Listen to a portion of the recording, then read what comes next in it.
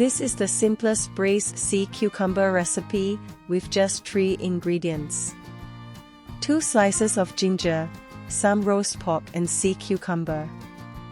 Saute the ginger for 30 seconds and add the roast pork.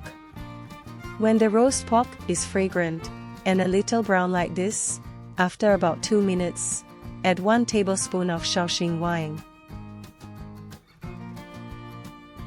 Add sea cucumber. And add water to almost cover.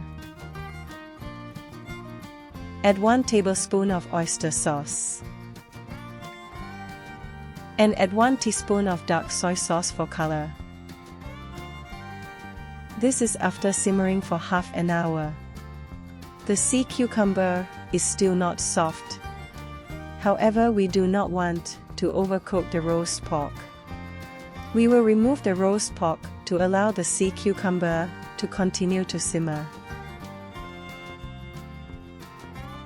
This is after another 15 minutes. We have just the right amount of sauce. Reduce the sauce or add more water if you need less or more sauce. We can now add the roast pork back into the pot. Add salt and sugar to taste. Thank you for watching.